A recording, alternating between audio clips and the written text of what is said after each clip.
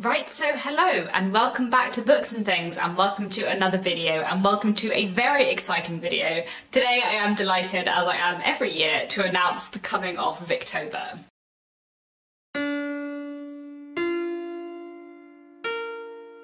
So if you don't know, Victober is a month-long readathon all about reading Victorian literature. The only thing you have to do to participate in Victober is to read one work of Victorian literature during the month of October. Me and the other two hosts, Lucy from Lucy the Reader and Kate Howe, do have some other challenges which we're going to tell you about today, but the most important thing for taking part in Victober is just to read some Victorian literature in the month of October. Victober is a month-long readathon. It takes place for the whole month, so you have plenty of time to get to some wonderful Victorian books. I, as you know, am a massive fan of Victorian literature, and I'm just very, very excited, as I always am, for Victober. This is Victober's 6th year, I believe. I can't believe it's been going quite so long. And it mostly takes place on Booktube, but you can also join in on Instagram and Twitter or any other social media places you would like to, with the hashtag Victober. There is also a Goodreads group, which I will link down below, where there will be lots of discussions going on, and where discussion around the group read will be taking place as well. So I'll link the Goodreads group down below, and I'll also link down below links to the announcement videos of Kate and Lucy, because what we do for Victober is each of the three of us set our own challenge, and then we also have a group challenge and a bonus challenge and a group read as well. But each of us will be giving you recommendations for our specific challenge in our videos, as well as for the group challenge too. Another thing I will link down below, you can't really see it in this video, but I'm wearing a Victober top, and I will link down below where I got this from. These are made by an Etsy shop called Pixie Hallows, and I really love mine. It's really fun, so I will link that down below. But now, let's get into the challenges. So there are 5 challenges and a group read. 4 of the challenges are about what you read, and one of the challenges is about how you read. So challenge number 1, Kate's challenge, is to read a Victorian sensation novel. And if you want to know more about sensation novels, what they are, and what you might like to read for this challenge, then head over to Kate's channel. Challenge number 2, my challenge, is to read a Victorian book set in the countryside and/or set in the city. I do enjoy an and/or challenge, so if you would like, and if you have time, you can participate in this challenge by reading a book set in the countryside and a book set in the city, and kind of look at how they're different. Or if you like, you could just read one or the other. And I'll have some recommendations for this challenge later on in the video. Challenge number 3, Lucy's challenge, is to read a Victorian book with a female main character.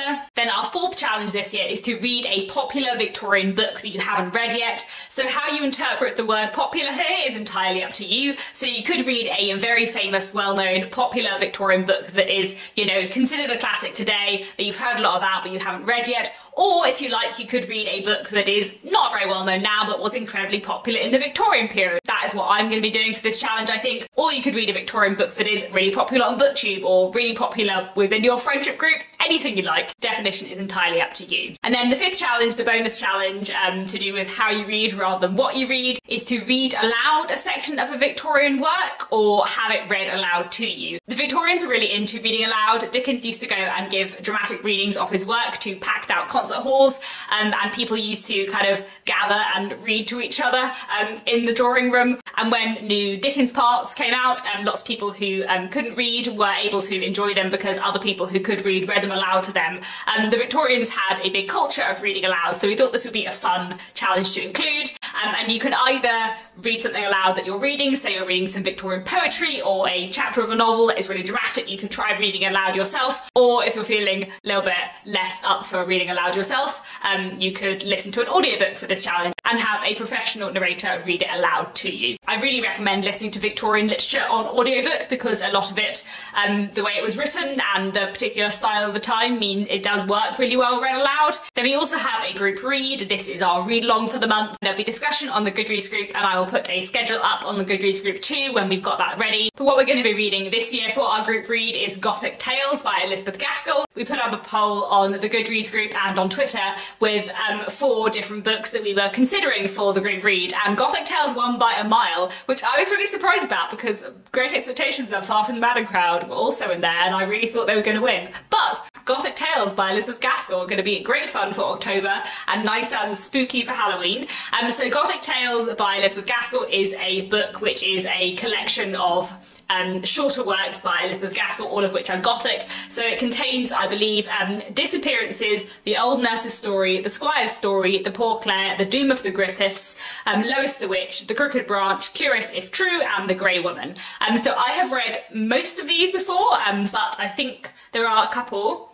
Disappearances and The Squire's Story, I'm not sure I've read them. So I'm looking forward very much to reading a couple of new short stories from Elizabeth Gaskell that I haven't come across yet, and also rereading some favourites in there, such as The Old Nurse's Story and Lois the Witch, which are excellent. Really looking forward to this. I think it'll be a great group read. Elizabeth Gaskell is one of my favourite Victorian writers, and she writes wonderful, spooky Gothic stories with just really interesting things. Lois the Witch is especially interesting because it is set in 17th century America during the Salem witch trials, so it's really interesting to look at Elizabeth Gaskell like writing historical fiction about a very different time period and how she is judging the past in a way that we are probably judging Gaskell when we read her. So really interesting, such a great read. I think it's going to be really good fun. So now that I've told you about the challenges, I'm going to give you some recommendations for my challenge. So I'm going to tell you about some books set in the countryside and some books set in the city. I have a massive stack of books beside my chair here, so I'm going to try and go through them relatively quickly, but hopefully this will give you an idea of the kind of things you could read for my challenge. One thing the Victorians were very good at is a good spooky Gothic novel set in a very isolated rural part of the world. So if you wanted to read a Gothic rural novel, you could try Uncle Silas by J. Sheridan Le Fanu, which is a fantastic Gothic read. You could try Jane Eyre by Charlotte Bronte. You may have heard of this book. It's quite popular, a bit spooky, set in a big house in the north of England in the middle of nowhere. Something that can also sort of be said of The Tenant of Welfare Hall and also of Wuthering Heights. All Gothic, rural, northern, fantastic, and just wonderful reads. The Tenant of Welfare Hall is rather less Gothic than Wuthering Heights and Jane Eyre, but it's still a wonderful book and really explores kind of small rural communities. And I would also definitely recommend The Woman in White by Wilkie Collins. It's been nearly 15 years since I read this book, but I'm like 97% sure that it is set in the countryside in a big spooky house, at least some of it.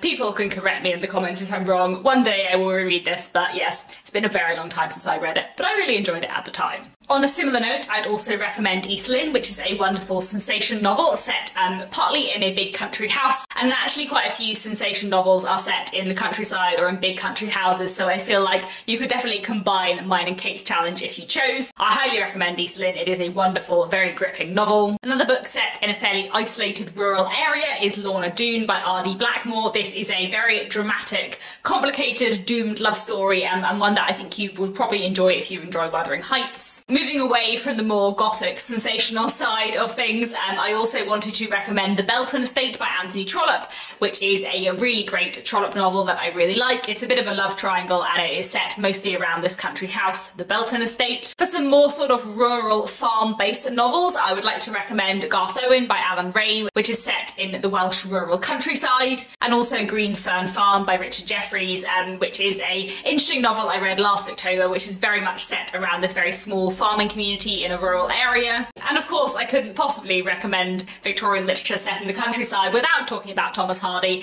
You could read, I think, pretty much every Thomas Hardy novel. Is that true? There are some Thomas Hardy novels that have bits set in cities, but if you pick up a Thomas Hardy novel, like 75% chance it's going to be set in a rural area, and it's going to explore rural life in the Victorian period in a really interesting way. Here I am holding up Far from the Madding Crowd and The Woodlanders, both of which are wonderful books and both of which are set in very different rural communities, this mostly in a farming community and this around woods, obviously, hence the title and the very nice cover. I actually really like this edition. But I would also very much recommend The Return of the Native, which is set around this really isolated place called Egdon Heath, which is just like bare, barren land, and we're following all of the characters from the houses around it. It's a wonderful, wonderful atmospheric read that I cannot recommend enough. And now onto some books set in the city. The Victorians were kind of fascinated by the city and by urbanisation, and especially they were fascinated by London, so a lot of the books I'm going to be recommending are set in London. The Victorians were kind of fascinated by and slightly appalled by London and the speed at which it grew within the Victorian period,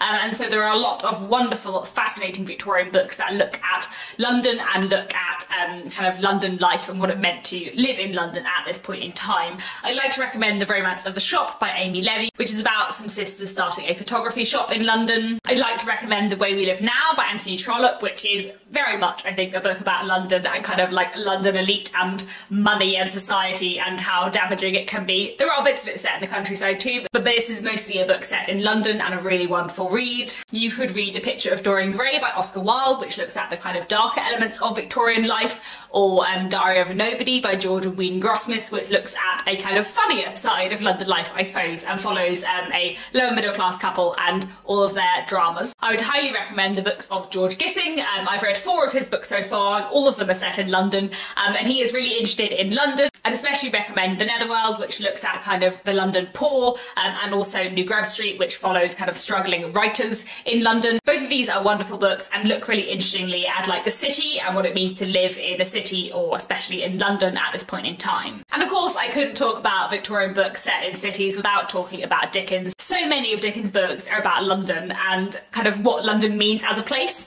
but the 2 of his books that I always think of as his most London books are I'll Meet Your Friend and Little Dorrit. I'll Meet Your Friend, I think, is Dickens' most book about London, and it's all set around like the River Thames and all these people connected by the River Thames. And Little Dorrit is set partly in the Marshalsea prison in London, and although in bits of the book characters roam abroad, a lot of this book is about London as a place, which I really enjoy. And indeed, you could pick up The Tale of Two Cities, which obviously is about cities, and is set both in London and in Paris, and is a really interesting read. And finally, moving away from London to some books set in other cities in the Victorian period, here we have Hard Times. This is set in a fictional place, the industrial town of Coketown, but Coketown is Preston. This book is a lot about industry and industrialisation, and is a really interesting book to read if you're interested in kind of urban centres in the Victorian period. And I'd also highly recommend the works of Elizabeth Gaskell, notably North and South, which is set chiefly in the fictional place of Milton, which is definitely Manchester, and then there's also Mary Barton, which is set mostly in Manchester, although bits of it are also set in Liverpool, and both of these books look really interestingly at northern cities in the Victorian period. That's probably enough books for you to be getting on with for that challenge, so I think I will leave it there. I did also want to recommend a few books that you might like to read for the popular Victorian books challenge.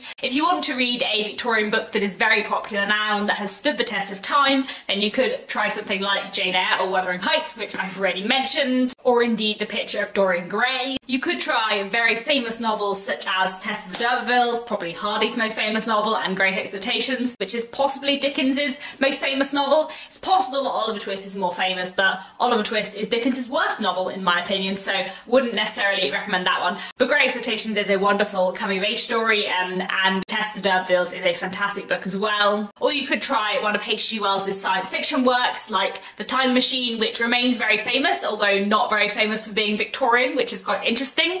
You could, if you wanted, read a book that is not necessarily popular with everyone nowadays, but is very popular with certain groups. For example, North and South by Elizabeth Gaskell, relatively famous now and has definitely been a massive favourite on Booktube. I feel like this is a very popular Booktube book and a wonderful, wonderful read. Probably my second favourite book of all time. Highly, highly recommend this one. Or you could read a Victorian book that is not very popular now at all, but was very popular during the Victorian period, such as Uncle Silas by J. Sheridan Le Fanu, which I've already mentioned. Or such as Desperate Remedies by Thomas Hardy, one of Thomas Hardy's relatively forgotten novels, but one that I would highly recommend. In fact, it is one of Hardy's few sensation novels, if you want to pair up your challenges. I would also heartily recommend Dr. Werter's School by Anthony Trollope, which was a bestseller at the time, but not one that is very well remembered now. And the same applies to The Odd Women, which is a wonderful proto-feminist work by George Gissing. Or you could read anything by Margaret Oliphant, who is one of the best-selling novelists of the Victorian period, who is not very well remembered today.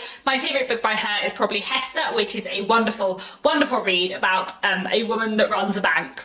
What more do you need to know than that? I will link down below the website Victorian Web, which is a wonderful website where I spent many hours in my teenage years. The website Victorian Web has a page which lists out lots of Victorian bestsellers and the best-selling Victorian books in every year, not for the whole of the Victorian period. I think it's only sort of for the second half. I'm not sure they have the information for the earlier years of the Victorian period, but I'll leave a link to that down below, and you can pick and choose some more obscure Victorian literature that was incredibly popular at the time that's been a little less well remembered. So, I think those are all the recommendations I have to give for you today, which hopefully should give you a bunch of Victorian novels that you could possibly read for some of these challenges. But before I go, I did just want to mention a few of my video plans for Victober. I am hoping, if I can manage it, to go up to 3 videos a week. You may notice that there have been less videos on my channel lately. I've had a very busy few months, and September is going to be very sparse on videos, I'm afraid. There's only going to be 2 or 3 videos going up during September, probably. But October, I'm really hoping I'll be able to do 3 videos a week, because I would really like to. I have so many exciting Victober videos I want to make. I'm hoping to vlog Victober this year, which I wasn't able to last year, so that should be really fun. I'm going to make a video ranking all the Anthony Trollope books I've read. I've now read 26 novels by Anthony Trollope out of his, I think it's 47 or 46, so it's gonna be a long video, but that should be fun. I would like to do a video that is a tour of my Penguin Classics collection, because I have quite a big collection of Penguin Classics now, as you may have noticed from all of the ones I was holding up here. So I'd like to make a video all about them, which obviously is not like 100% Victorian, but is like 80% Victorian. I won't lie, my Penguin Classics collection is about 50% Dickens. Anyway, I have a video planned about 10 underrated female Victorian authors. I had decided I wanted to make a video about underrated Victorian authors, and then I started writing a list and realised they were all women, so I thought I would make that into a thing. I have quite a few videos planned, continuing in my 5 Victorian novels about series, where I talk about 5 Victorian books that all explore a particular theme. I think I have 2 or 3 of these planned for Victober, including one which is all about 5 books about ghosts, which I think should be fun. I was thinking about making a video about how I like discover Victorian literature and how I like find new Victorian books to read, especially as I start to read like more and more obscure Victorian books. I thought that might be fun and interesting, potentially. I was thinking about making a video with recommendations for Victorian books that are not novels, and if I have time I will try and do another of my Feminist Victorians videos, because I haven't done one of them for a while, where I kind of explore like proto-feminism in Victorian literature. I haven't done one of them for a while, and I would quite like to do one on The Romance of the Shop by Amy Levy, which I read for Victober last year. And then I also do have another exciting video which is not like strictly Victober related, but is like Victober tangential, which hopefully will be coming in October too. So you have many videos to look forward to. I'm very excited for all of these videos, and for Victober in general. If you have any video requests or any specific things you'd like me to talk about in relation to Victorian literature this Victober, please let me know, leave it down in the comments, and I will have a think as I begin to plan and pre-film my videos. Here we go, Victober for the 6th year, very exciting. Please do let me know down in the comments if you're going to be taking part in Victober, what you're going to be reading, if you're going to be doing challenges, what you're going to be reading for each challenge. I would love to know. If you film a Victober TBR for Booktube, please do leave me a link down below. If you put your Victober TBR up on Instagram or Twitter or wherever, do tag me and let me know. I would love to see people's Victober TBRs. I really enjoy every year watching people's Victober TBRs. Victober is usually the month where I discover the most new to me booktubers, which I love. So let me know if you're taking part in Victober, because I'm so excited, guys. I'm so excited. I look forward to Victober all year, and it's gonna be good. So that is really it for now. Thank you very much for watching, and I'll be back quite soon with another bookish video.